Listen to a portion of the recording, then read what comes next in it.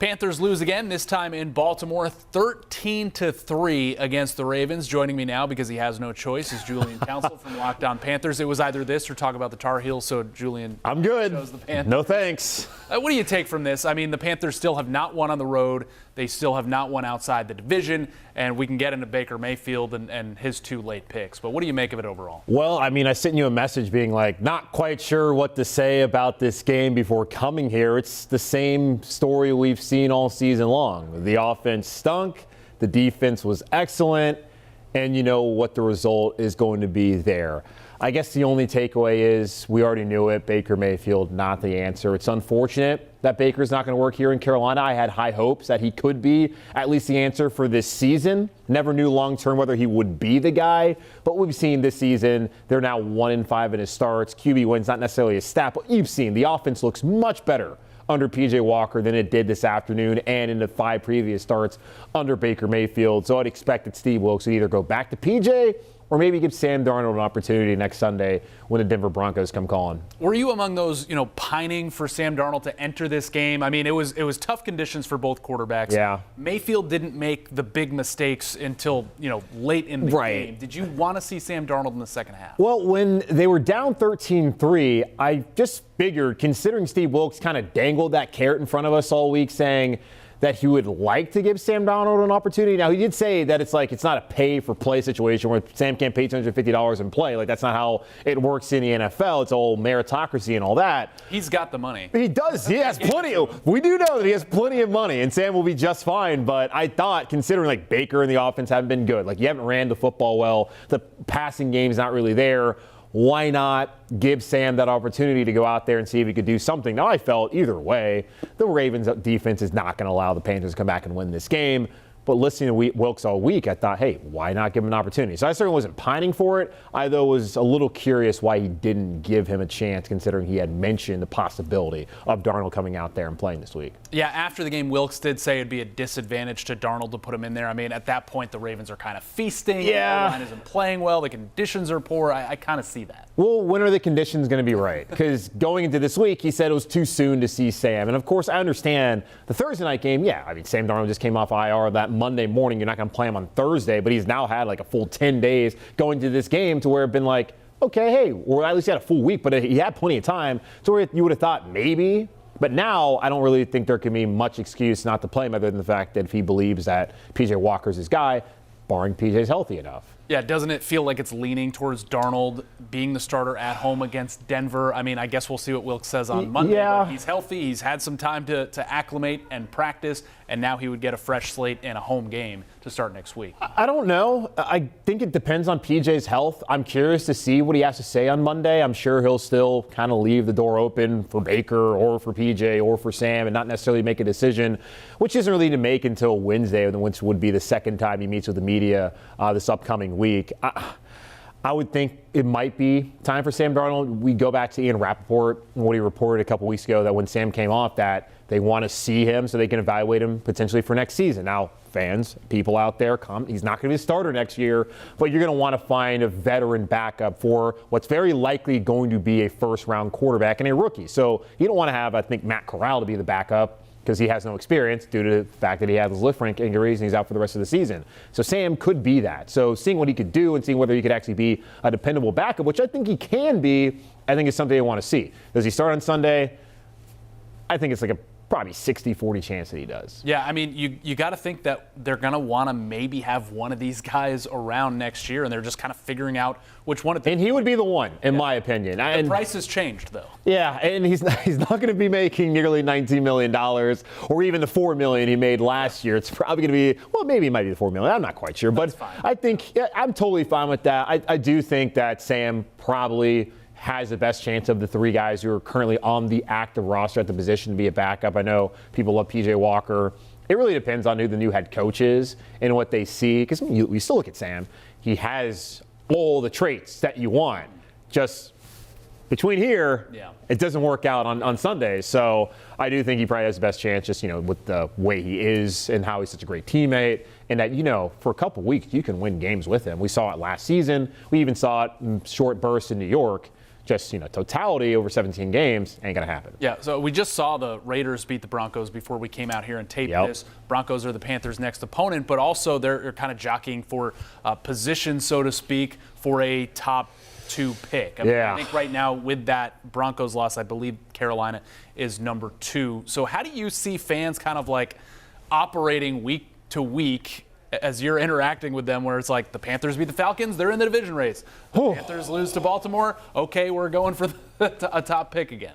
I thought going into this week that the only chance they would have to be in the playoffs is either a Tampa implosion, which I don't think is going to happen now after they've kind of got a little bit of momentum here and they still have Thomas, Edward, Patrick Brady, right? That's his name. Junior, who's still their quarterback. Falcons won, Saints won on Sunday. So the Panthers, they were going to have to go win 5 of their last 7. They already lost 1, which is a game I thought they would lose anyway, so they could still potentially do it. Are they going to win 5 of their last 6? Probably not. Don't think that's going to happen. So I think a lot of fans have already shifted towards the draft anyways. They're looking to see what Houston's doing. They lost again. They're clearly going to take a quarterback. Davis Mills, not the answer there. Maybe you might see Kyle Allen down in Houston here in the next couple of weeks. Detroit, they won, and they're 4-6 now. So maybe the Lions might be positioning themselves to be somewhat in the NFC wildcard race heading into December. We'll see how that works out. So I think a lot of fans have already shifted towards the draft and look at some of these quarterbacks. Like Bryce Young, Alabama looks good.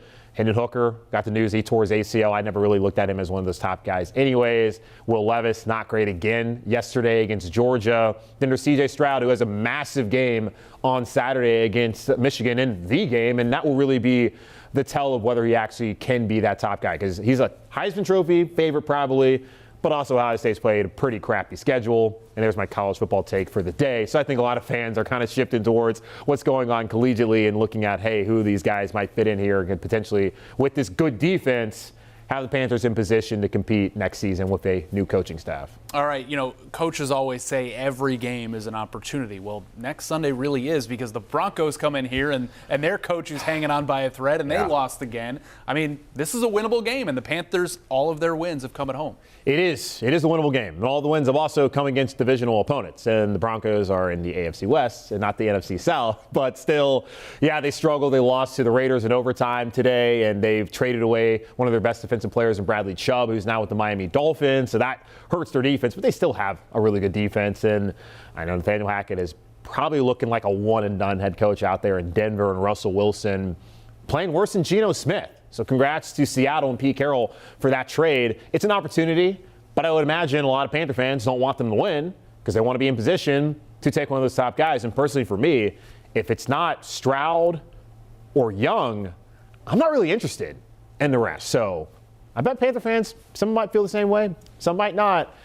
They certainly look at the opportunity on Sunday to be another opportunity to lose a game, to position themselves well so they can get the top quarterback and not have to settle for maybe the third or fourth guy and take a quarterback just to take one. And we've seen certain times that doesn't work out.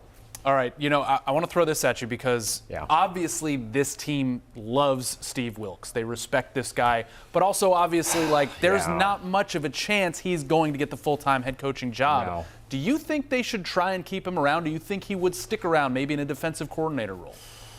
It depends on how Steve Wilks views himself. He has an opportunity right now. He's in the position as an interim head coach, and he's out there, building on his resume and showing the rest of the league that he believes he can be a head coach. And it's hard not to think what this would look like for Steve Wilks, especially with the way the defense played today. Aside from the Cincinnati game and even parts of Atlanta, this defense has been excellent under Steve Wilks.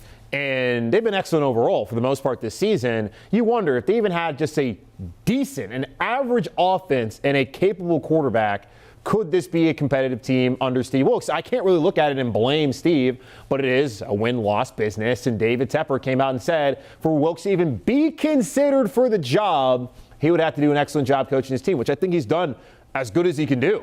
Certainly he might be a little bit more conservative than you like, but he's doing the best he can with what he has. And he's trying to win games with what he has, and I think he's done the best job he could possibly do to win games. So it depends. Does he want to sit back here and be a defensive coordinator? I don't think David Tepper can have the stipulation when trying to hire someone saying you have to have Steve Wilks on this staff. I don't think he wants to be a secondary coach. We've already seen he's way above that. That's what he came in here originally to be under Matt Rule in this staff.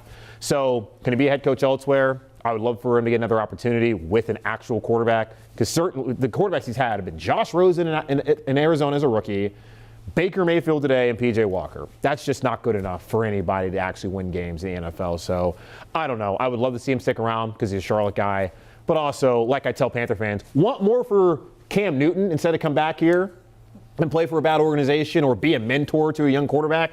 Want more for Steve Wilks than to come back here and then to have to be somebody else's coordinator who might not even end up being a good head coach in the end of the day here in Carolina. Yeah, I'm wondering, and we'll see how it all plays out through the final stretch of the season, if that conservative nature, and he's got to be conservative in a lot of these instances based on what else are you going to do? But he is conservative by nature. The Panthers and owner David Tepper probably going to want to go the aggressive track. There's pros and cons to both of those, I think. But I wonder how much some of those decisions, although they've been kind of, hidden because of the personnel he has, and you're almost like, yeah, you got to do that, are going to hurt him. Yeah, I do think, though, if they bring in the young offensive coach, which has been, all the rage in the NFL, and it's working out in Minnesota now. They got blown out by Dallas today, but it's worked out, I think, with their 8-2 now under Kevin O'Connell, who's a McVay assistant, and then Mike McDaniel down in Miami, who's a Shanahan guy. If they go that route with one of those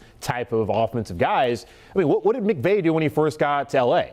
He brought in Wade Phillips, who basically was the head coach of the defense. Certainly, if that's what they want to do to bring back Steve Wilks, if you can have him basically as the head coach of the defense, I think that relationship could work. But as far as being a head coach here in Carolina, I think that ship has kind of sailed at this point in time, because they're now 2-4 under Wilks at this point in time, or whatever it is. So it's not been enough, unfortunately. So would love to see him back as maybe the head coach of the defense, but as far as the actual head coach here in Carolina, I don't think that's going to happen, and I don't really think it's his fault. All right, Julian Council, Locked On Panthers. You can listen to him every day of the week. Oh, yeah. If you want to. All right, Panthers hosting Denver next Sunday.